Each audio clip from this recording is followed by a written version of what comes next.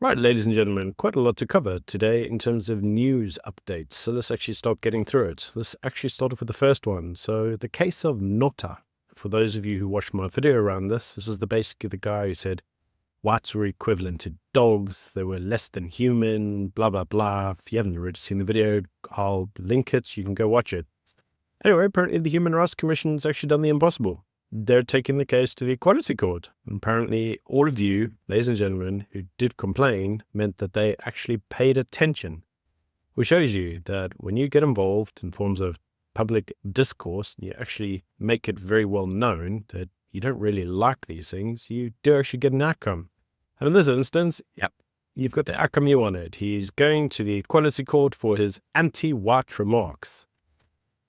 Interesting enough, the Human Rights Commission has already said what they're hoping to get as the outcome of the case, which is a public apology, diversity and sensitivity training, community services, and a monetary fine, as opposed to if he was white, where they insist on imprisonment.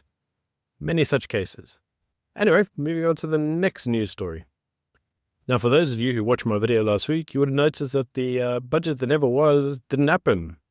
Apparently, the news has come out that we kind of have an idea as to what that budget was now actually going to be. And it can be summarized actually really easily. It was going to have a lot of spending for NHI, for grant recipients, 5.5% for a pay increase for the public service, and paying off some debts.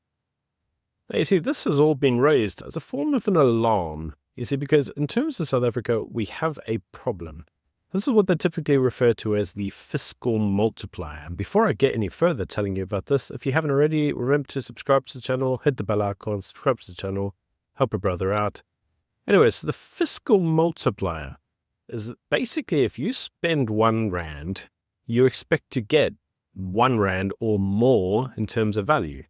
This is the idea that if you use the fiscal multiplier, when you spend money, you can ultimately long-term create money through the money that you spend. Where you've got a problem is if you spend R1, in terms of a return, you get like 80 cents, because then you're losing money and you're on your way to bankruptcy.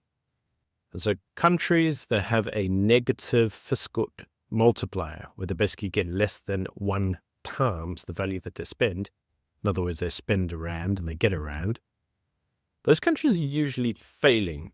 And would you know it, South Africa is one of those countries. We have a multiplier that isn't giving any formal return for value for money. And I'm sure this comes as a surprise to none of you. And why I'm sure that this comes as a surprise to none of you is because news is out now that apparently 1.5% of South Africans pay for 61% of all income tax. Yes, 1.5% of South Africans pay 61% of all income tax. And very interestingly enough, SARS doesn't break that down by the racial profile of the individuals paying. Isn't that fascinating? Because every single other report that the government ever seems to produce seems to have a breakdown of the racial groups. But when it comes through to taxes, we're equal opportunity. Isn't that fascinating? Now, you see that VAT increase that we were due to get that would have taken us from 15 to 17%, you have to ask yourself a question. What was it for? That's a pretty big VAT increase, right? 2%, which would have been paid for by everyone. Well, the leaked plans is that it was actually going to go to, NHI and the basic income grant. Yes, basic income grant. Isn't it lovely when you see something really temporary, like the social relief of distress grant? Remember when that was proposed? It was a 350 grant, which Cyril proposed to help people hit by the COVID lockdowns. Would you know it is still there? Everybody at the time said, this isn't going to go away.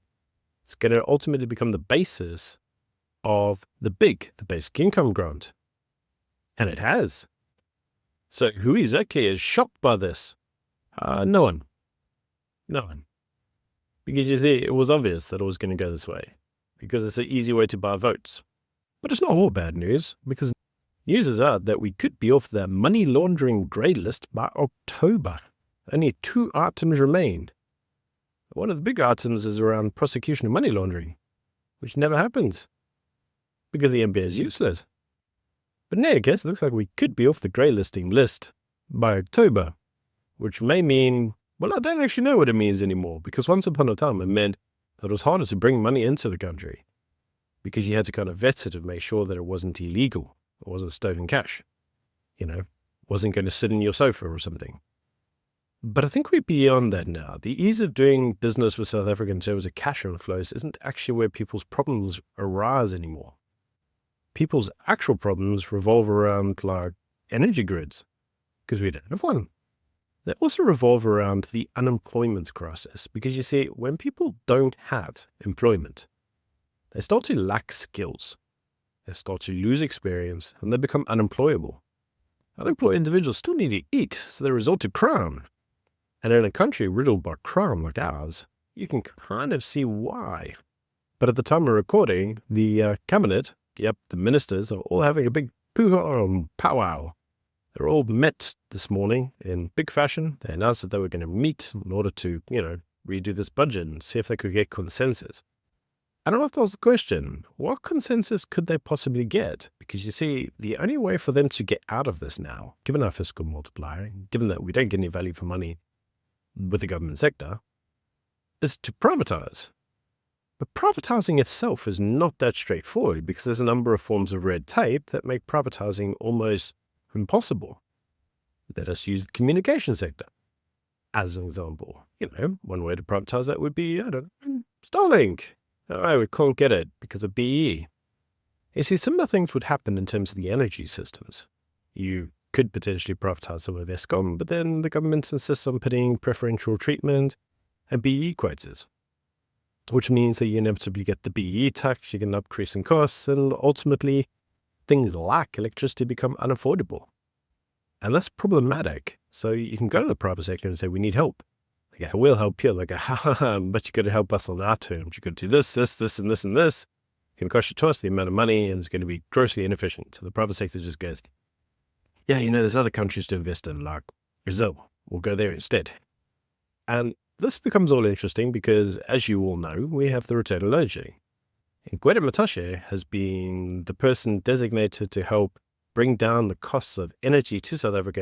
And I find that interesting that he's been given the job to reduce the costs of energy. What the freak's he going to do? Eat his way out of it? It's arguably his fault that we have a broken energy system in the first place. And yet again, I have to ask myself the question, where was that new dawn promised us by the GNU? Because I'm really not seeing it. But that's just my views. Please do feel free to let me know in the comment section below what you think. Until tomorrow, bye.